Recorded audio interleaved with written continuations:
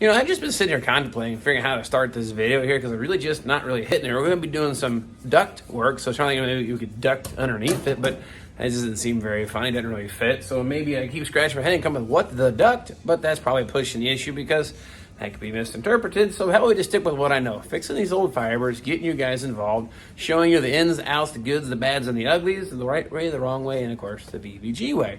So we're going to get into today. We just talked about the duct work. This stuff has to route through the dash and connect to these vents and then all work like they're supposed to work. Not overly complicated. Like I said, the directions, they come in picture and they are actually pretty clear and pretty straightforward, I think, for the most part.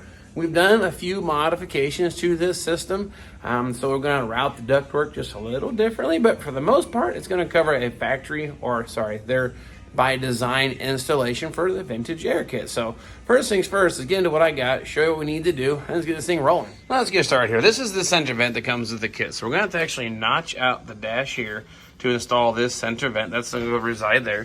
Now we actually recycle. These are the side vents that were on the car. We're going to actually have to paint these autumn bronze. So I won't be able to do the finish installation. We'll at least get the ductwork and maybe the modifications done. So you reuse those side vents. Then we have a defrost vent, way different than what the factory used. This is pretty self-explanatory. It mounts up inside the dash. Going to divert the air through that vent there. We got a left and a right side. Pretty simple. One screw installation. Then run your ductwork to it. So those things are pretty quick, simple, and cut and dry. So I'll go ahead and get these mounted up probably first. And then we got to figure out where all this stuff goes. It comes with two sections, like 2 inch and 2 1/4 or 2 1/2, whatever, don't care. The smaller ones are for the defrost. The larger is for these side vents, center vent, of course, on the other side there. Now that's what we're going to get into, getting all those things routed and get them into place. Then we get the things going. But first things first, let's get these mounted. Okay, here we go. We'll go ahead and just start with the passenger side defrost vent. We're going to go through the glove box opening here, get this up into position. And this is going to cover up the hole there you see in the dash. It goes right up into place.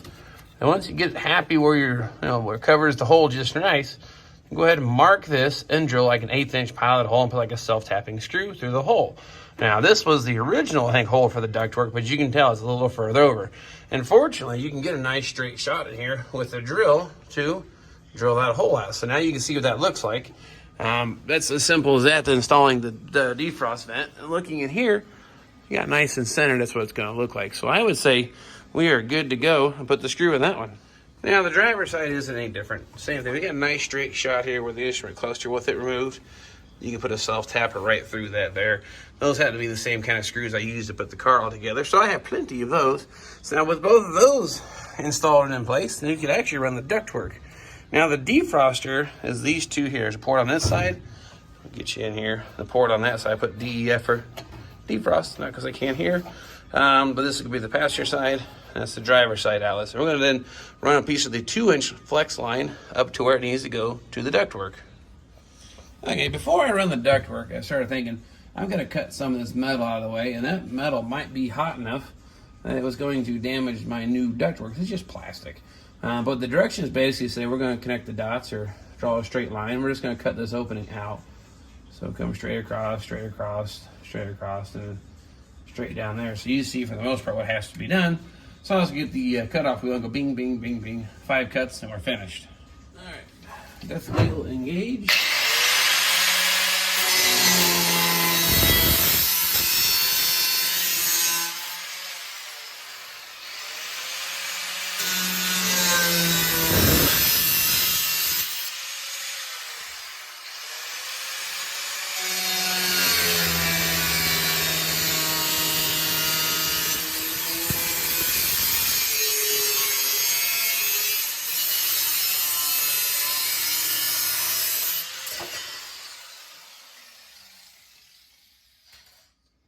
Room for your DVD, navigation, and CD player. Actually, no, that's what you have to do to get room to get the new center duct in there, so that's going to work just fine. So now that's out of the way, let's get back to doing some duct work. All right, here's our first piece. What we're going to do, this is the 2 inch in diameter. Let's see if I can get you in here good enough. But all right, now what we got here, this is 2 inch duct. Now this is probably more length than I need. I don't know if you can see all this. We're going to try to get it all on camera, but you get the idea. This hooks onto the outlet here off the heater box. Simple as that. Then we'll run this up here. You can still tell I've got a little extra length that we don't need, so I think the shorter the better kind of thing. So we're going to cut this right about there. And that's as simple as take a pair of side cuts, trim the little ring, and then slice the plastic, and you're good to go.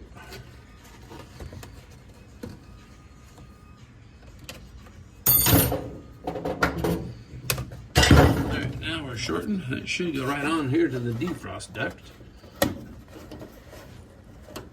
There's little barbs on it. Surprisingly, there's no tape or screws or anything. These seem to stay engaged pretty good. So, all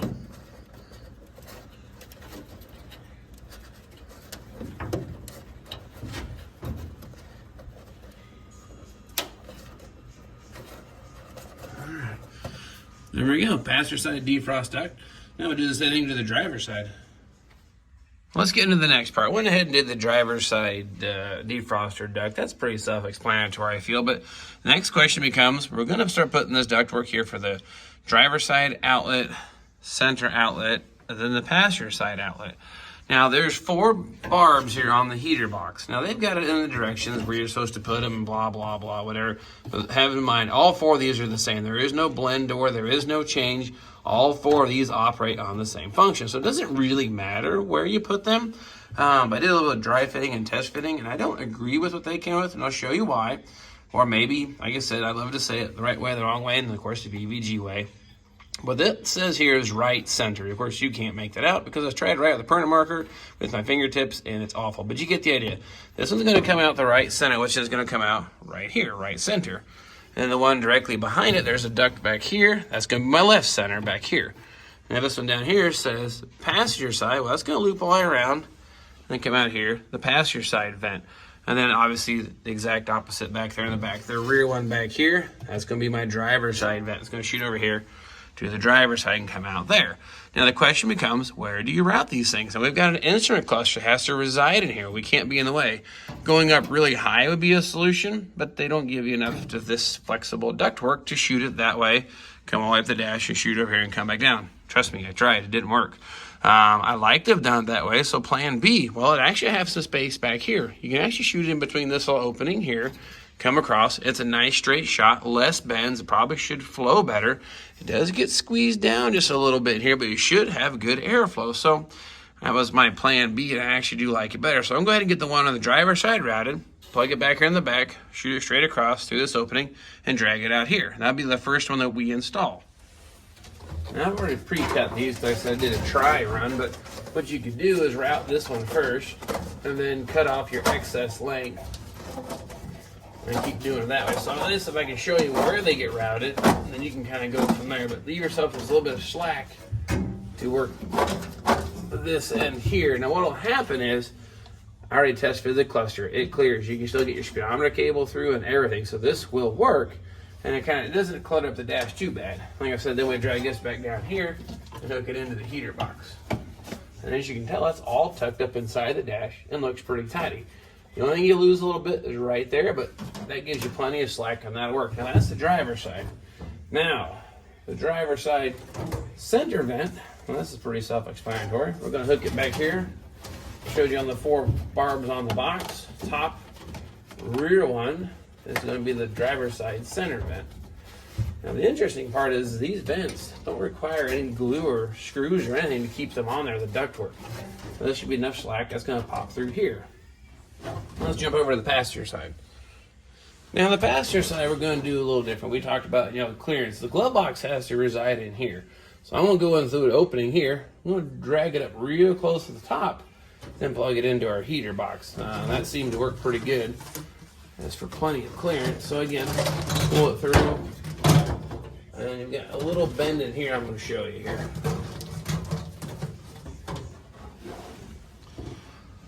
All right, now you see I've already routed it through here. Now what's going to come into play here is when I run it a little tight. This is our ductwork here. Now we're going to shoot it back here behind this. This will help clear the radio, whatever radio we put in the dash, and then our heater controls. Keep feeding that through. Now this will then loop down, and we'll hook it into this duct right here. That's what I have listed as passenger side.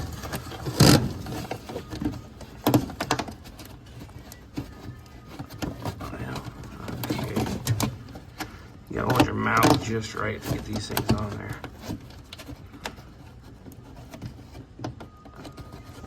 Okay. That one's on. Now, it looks a little cluttered, but you get the idea. Now, I put it behind this bracket. That way, so the heater controls, everything's gonna come through here in the radio. It keeps it out of the way. And then what we'll do with this gets tied up here to the dash. What I'm doing is taking a zip tie, and I'll loop it around one of these and around that tube. Leave it loose so it can bounce around a little bit. I'll have enough slack. Then it clears our opening for our plastic glove box insert, provided by the Vintage Air Kit. All right, get everything going together pretty good here. Now, here's my zip tie holding that ductwork up. Like I said, it's gonna clear the glove box. Shouldn't be any issues whatsoever. I like that, and I've got slack here. We'll go ahead and, when I get to that point, I gotta adapt the factory vents.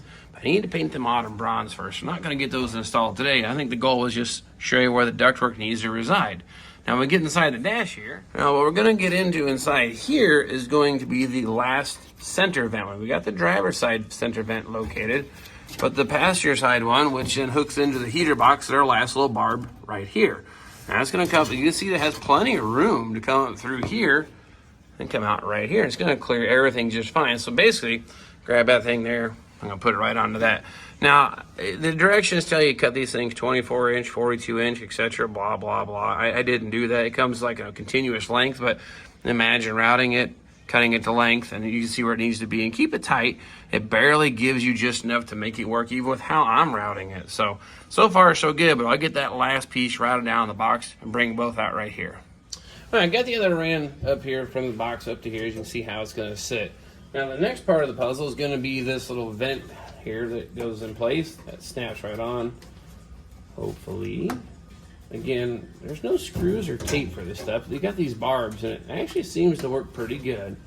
So I won't knock them for that. Now this ends up going behind all this. We're gonna push that up out of the way. One of the things we're gonna do though, I'm gonna go ahead and stab the heater controls into the dash, because I'm not gonna be able to sneak them through with all that ductwork in it. This thing's kind of bulky. And I also left this piece on because I just couldn't bring myself to lob that off. I want to see if it'll clear. They say cut that thing off there, but again, I just have a hard time doing that. But let's just use your imagination. It clears, and I'm gonna take it back out. So we'll go ahead and run the wiring where it needs to go. And this should, in theory, fit through this opening.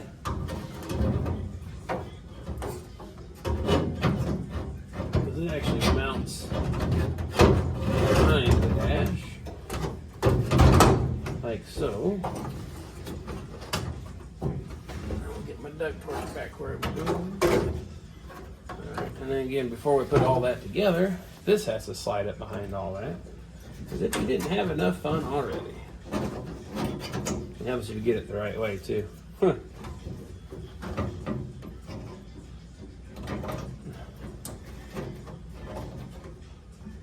Alright, now I'll show you what we got going on here. So there you have it. When I put the screws in all this, you can see how it's all going to work. These slide and clear everything fine. No drag or anything or binding.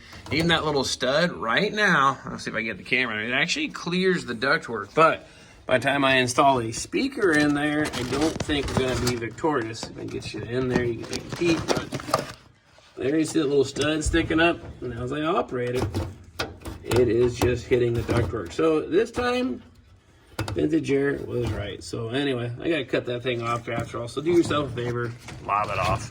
But nonetheless, you see how it all goes together. Ductwork's gonna clear my glove box. I will do these outside vents later. There's actually the plastic trim that goes on that ductwork that needs to be painted to match the interior color, which I haven't done that yet. So this at least gets you an idea how to route the ductwork and make it work on your car. Okay, I guess you could say in conclusion, the duct worked. Okay, I'll stop. The jokes don't get any better, but at least the car is getting better nonetheless. Everything is installed. Now, the directions don't exactly say where to route these things inside the dash panel. They give you a length of 2.5-inch hose and say have at it. So I'm hoping sharing this with you will help fill in some of those voids or scratching your head or save you some grief on which way to do it. And then, of course, if it saves you more grief, lob that thing off the heater controls. I was really hoping to salvage that. But by the time we add the speaker in there too, it takes up more of that space. It's going to push the ductwork down further. So it needs to be able to rest on top of those heater controls.